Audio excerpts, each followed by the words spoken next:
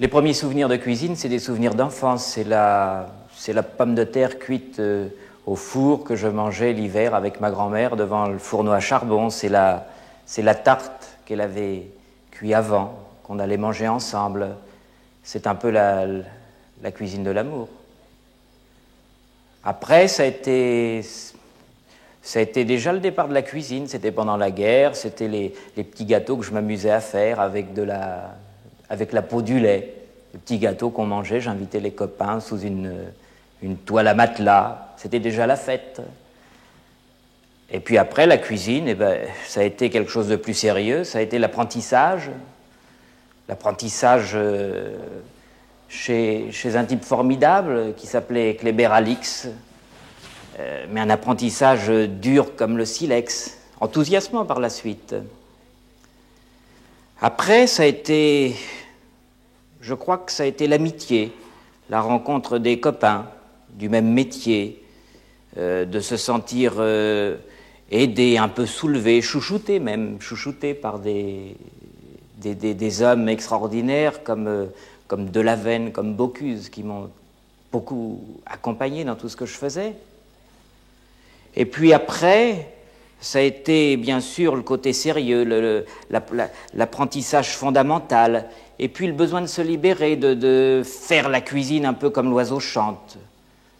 Il y avait un côté école buissonnière.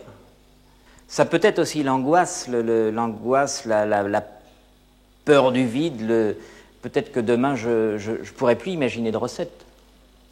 Alors je serais peut-être condamné à faire la recette que j'ai fait la veille une fois pour toutes. Et ça jusqu'à la fin de ma vie de cuisinier, et ce serait bien triste. Je crois que la cuisine, je vois ça comme, je l'ai dit tout à l'heure, comme la fête. Il faut que ça reste la fête. Il faut que ça soit quelque chose d'exceptionnel.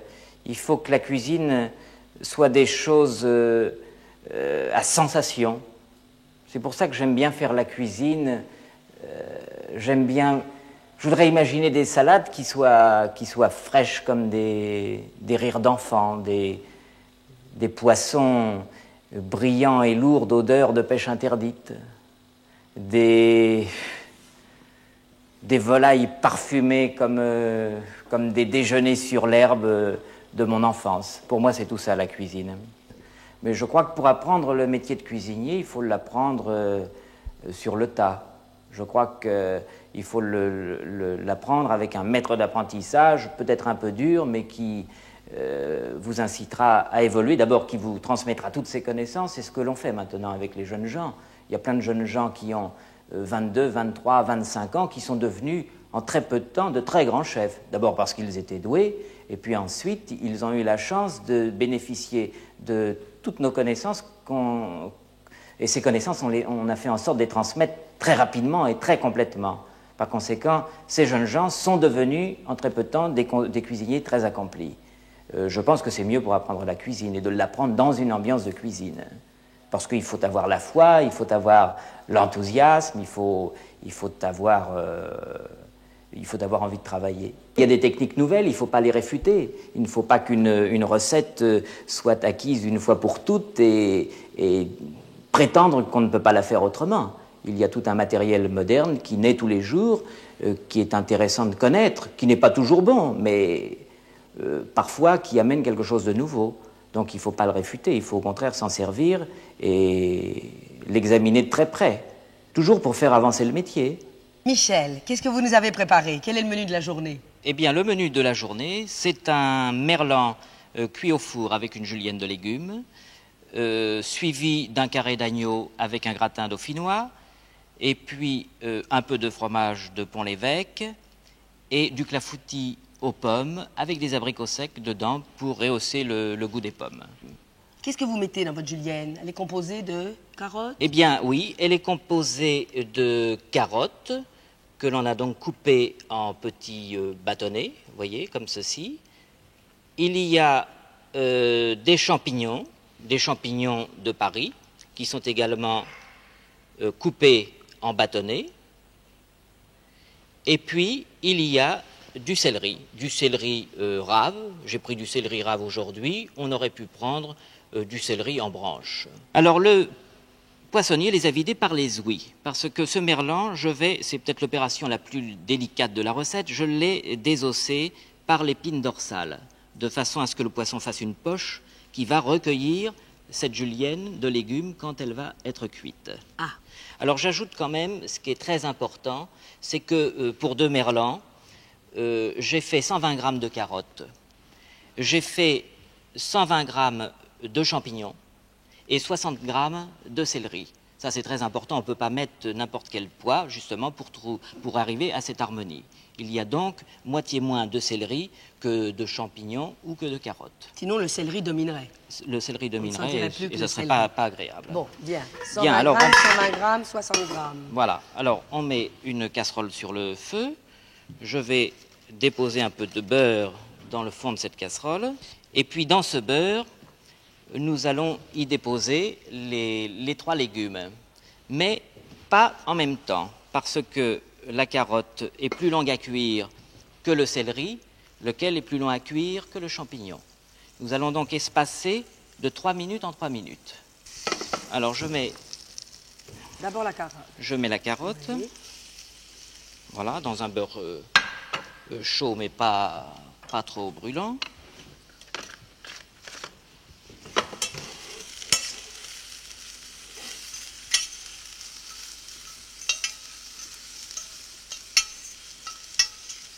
Alors, si on veut qu'elles cuisent un peu plus vite, on peut les recouvrir avec le couvercle. L'eau de végétation de la carotte va se dégager et ça va former vapeur, donc il va y avoir une cuisson un peu plus rapide, si l'on veut. Bon. Alors, voyez-vous, j'incise le long de l'épine dorsale, d'un côté, Oui. et avec le couteau, je vais suivre l'arête que je sens sous la lame du couteau.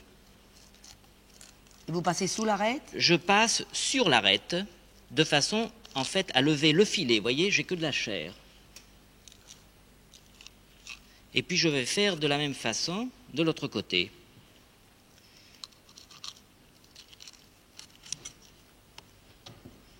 Et de cette façon-là, on va lever les 2 filets du merlan, mais sans les disjoindre. C'est-à-dire qu'on va conserver le poisson entier, ce qui est très important pour cette recette.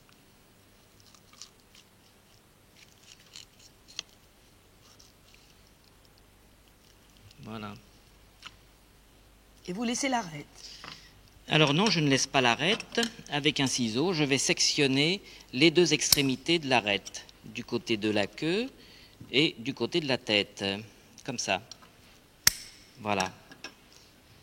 Ce qui fait que maintenant, vous voyez, j'ai le merlan, n'est-ce pas, qui forme poche. Je vais donc pouvoir le farcir à l'intérieur. Il est prêt pour la julienne. Bien, alors les 3 minutes se sont écoulées. Voilà. Maintenant, c'est le tour des champignons. Alors non, Non. le tour des céleris maintenant, Ah qui sont un peu plus longs à cuire que les champignons et qui vont réclamer également 3 minutes de cuisson à peu près. Je ne vous vois pas salé ni poivré. Je Vous vais le faites à saler, quel moment? je vais saler en dernier. Ah bon. Oui, oui. Bien, alors maintenant, nous allons saler et poivrer la chair du merlan, comme ceci. Vous salez et poivrez le merlan et la julienne. Oui, oui, oui, bien sûr. Il n'y a pas de raison. Voilà. Pendant ce temps, nous allons hacher une échalote que nous allons mettre dans le fond du plat de cuisson. Ce plat qui va recevoir les merlans que nous allons entonner au four par la suite pour cuire les merlans. Sur le fond du plat, je vais hacher une échalote. Je vais hacher une échalote parce que ça amène un parfum Pour supplémentaire. relever, Oui, oui, oui. D'ailleurs, je ne vais pas hacher une échalote, je vais hacher une demi-échalote, comme ça suffit amplement. Hein.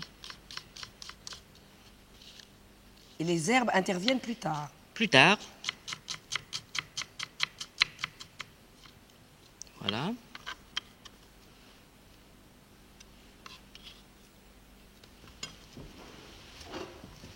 Vous faites un lit d'échalotes? Je fais un lit d'échalote, tout simplement. Vous savez, l'échalote est très employée en cuisine. C'est presque une base. C'est mieux que l'oignon, ça n'a pas c'est moins sucré. Et ça amène une saveur très particulière. Alors, vous voyez la julienne de légumes, là, qui est en train de bien cuire, vous voyez, hein, elle est sympathique. Maintenant, tout est bien ramolli. Oui. J'ai dit 3 minutes, ça peut paraître court, mais ce qu'il est, il est indispensable dans cette recette d'avoir des légumes qui sentent d'abord encore le légume et qui soient suffisamment croquants. Autrement dit, ça correspond à une cuisson de pâte italienne al dente. Ah oui, à la dent. Voilà, ça c'est très important. Parce que si c'est de la bouillie, ça ne veut plus rien dire. Oui. Hein. Ah bon, Alors, on faut aurait bien pu tout sentir passer. encore les Il légumes. faut trouver la texture du légume. Bon. Voilà, alors maintenant nous allons ajouter Les champignons. le troisième légume, c'est-à-dire les champignons.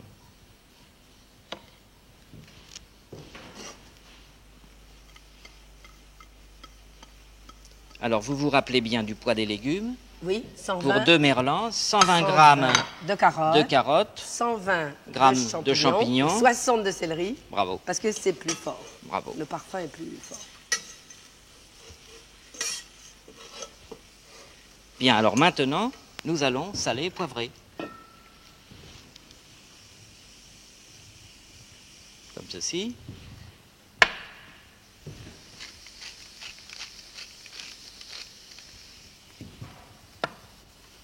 Avec du poivre fraîchement moulu, bien sûr. Ah oui. Ça, le poivre, c'est comme le café. Hein. Quand il est moulu au moment de le faire, il dégage beaucoup plus d'arômes. Hein, c'est bien évident. Bien, je vais couvrir et je pense que d'ici 2 minutes, ça sera prêt. Et vous ne rajoutez jamais de beurre? Je ne rajoute pas de beurre parce que, en principe, on doit mettre le poids idéal. Vous voyez, j'ai mis une grosse noix de beurre au départ. Bon. Ça doit suffire. Mais enfin, si vous sentez que le légume attache, vous pouvez ajouter un peu de beurre. Et de l'eau. Et un petit peu d'eau. Ce que je vais faire maintenant. Voilà. Comme ça, il n'y a aucune crainte. Après, vous pouvez disposer de votre julienne. Elle sera parfaite. Je vais en profiter pour hacher un peu d'estragon que nous allons mettre dans notre plat de cuisson. Sur le lit d'échalotes? Sur le lit d'échalotes, oui, c'est ça.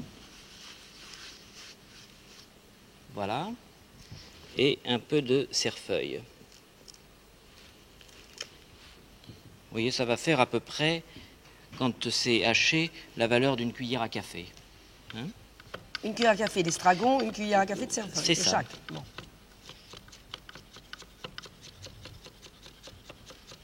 Et ce qui est très important également pour les herbes, c'est pour ça que je pense que les ménagères ont raison quand elles hachent les herbes dans un verre avec un ciseau, c'est qu'une herbe ne doit jamais être écrasée. Sinon, en l'écrasant, on lui fait perdre tout son sucre oui. Et il ne reste plus rien. Alors, oui. C'est pas la peine, il faut donc hacher ça avec un couteau bien tranchant et très nettement. Ça conserve, l'herbe conserve tout son sucre.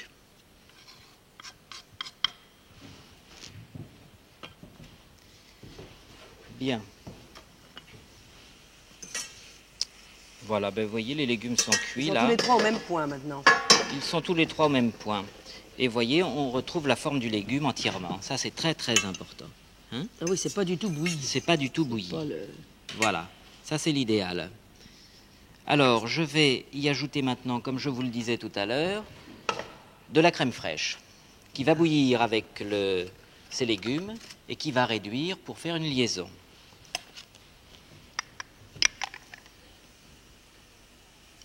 Si on ne supporte pas la crème, on peut remplacer la crème par quelque chose?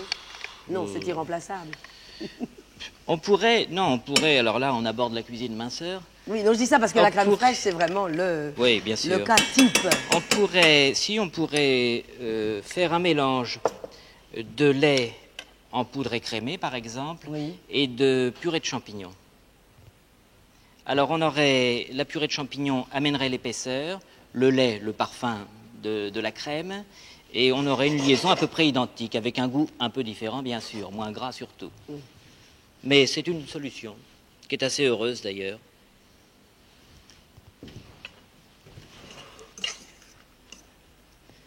Voilà, alors j'ai mis 4 cuillères de crème fraîche. Je vais mettre une petite partie de l'estragon, pas trop, et puis une petite partie du cerfeuil. Pour qu'en cuisant avec la crème, ça rejoigne le parfum. ça rejoigne le parfum de l'ensemble. Des merlans. Oui.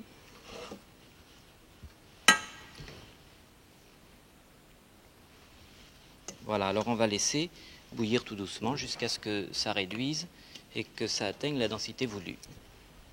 Alors je vais ajouter là un peu de Porto. Alors, mais vous faites ça Comme ça. ça. Oui. Non, mais je vais vous dire, non, mais je vais vous dire à quoi ça pratique. correspond. Ça correspond à une cuillère à soupe. Ah bon. Ça, je vous le promets. C'est vrai. Juré. Oui, oui, non, mais c'est vrai.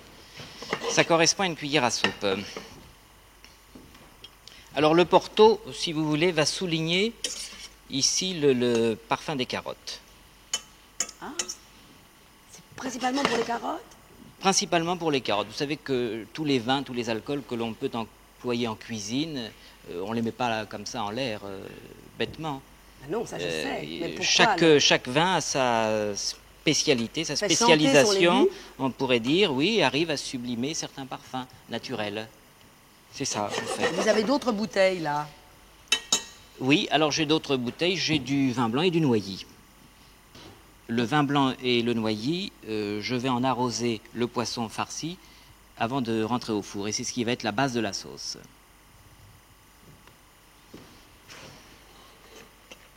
Mais dans la julienne, vous ne mettez que du Porto? Je mets que du Porto, C'est oui. ça. Oui. Bon, enfin, je mets que du Porto. On pourrait ajouter un peu de noilly, mais ça ne me paraît pas indispensable.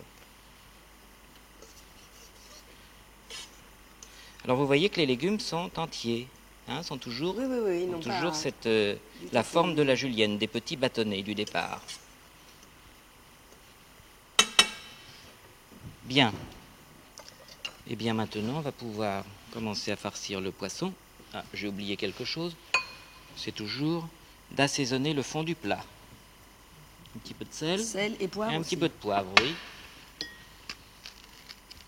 Voilà.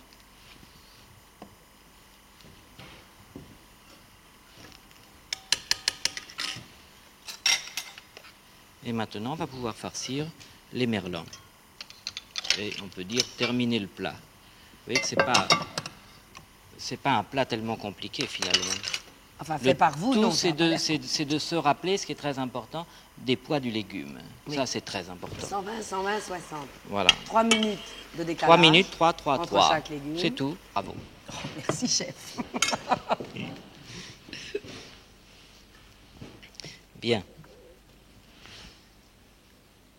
Alors, on bourre l'entrée de la tête, comme ça.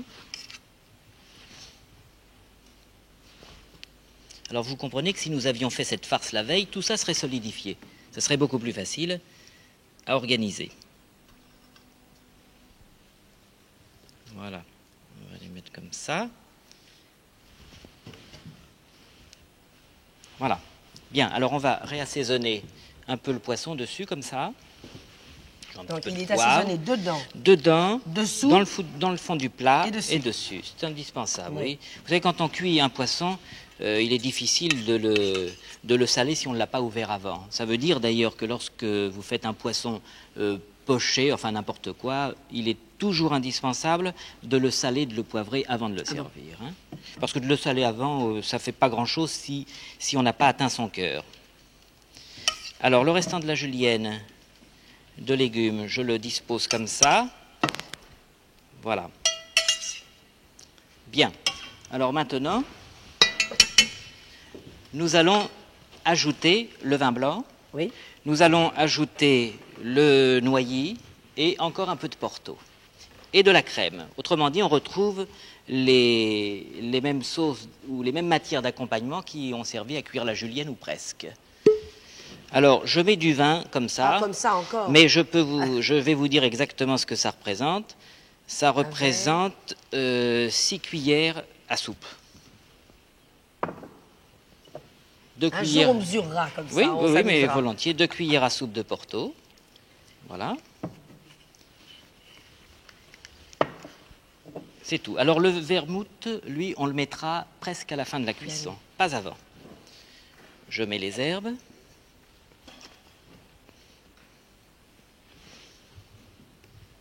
Voilà. J'en garde un petit peu pour la présentation à la fin. Oui. Hein. Et puis je vais passer au four maintenant. Alors, le merlan est un poisson qui cuit relativement vite. Hein. Alors, four très très chaud? Four bien chaud, oui. Et maintenant, il n'y a plus qu'à attendre les 6 minutes à peu près qui vont marquer les 3/4 de la cuisson. Bien, et en principe, le poisson est cuit. Alors, c'est le moment du noilli? Oui, c'est le moment du noilli. Ah. C'est-à-dire qu'il est presque cuit. Alors, on va regarder. Voilà, Ah oui, regardez, oh, oui. vous voyez. Oh, puis ça sent bon. Il a pris en même temps, vous voyez, il y a un voile pain d'épices blond dessus, Oui, hein, oui. qui est sympathique. Alors, on va mettre un peu de noilli, ça c'est pour terminer la sauce. Respire Alors, toujours à la avant. volée comme ça, mais qui Voilà. représente quoi? Là, juste une petite. Alors ça représente la moitié d'une cuillère à bouche. Bon, C'est vrai. la moitié. Oui, il des n'en faut pas cuillères. plus, hein, parce qu'il faut surtout. Aucun plat ne doit être trop alcoolisé, parce que Surtout pas. c'est pas des cocktails que l'on fait, hein, c'est de la cuisine. Et voilà. Et bien dans 2 minutes, ça sera prêt. Bon, ce sont les 2 dernières minutes avec le Ce noilli. sont les 2 dernières minutes. C'est fini. Alors, je crois maintenant Ça y est, les 2 minutes. que tout est prêt. Oui. On va pouvoir tout sortir. Voilà, ça y est, Oh là là. c'est bien. Alors maintenant, pour terminer, le restant d'herbes vertes que j'avais haché tout à l'heure, je vais en parsemer un peu la surface, comme ça. Voilà, tout bêtement, pour amener un petit peu de fraîcheur, puisque c'est un poisson à base de légumes. Les petites carottes, les céleris, Et les la sauce, champignons. voyez, n'est pas trop épaisse. Ça, c'est très important. Hein. Il faut que ce soit une sauce très C'est légère, merveilleux. tout en douceur.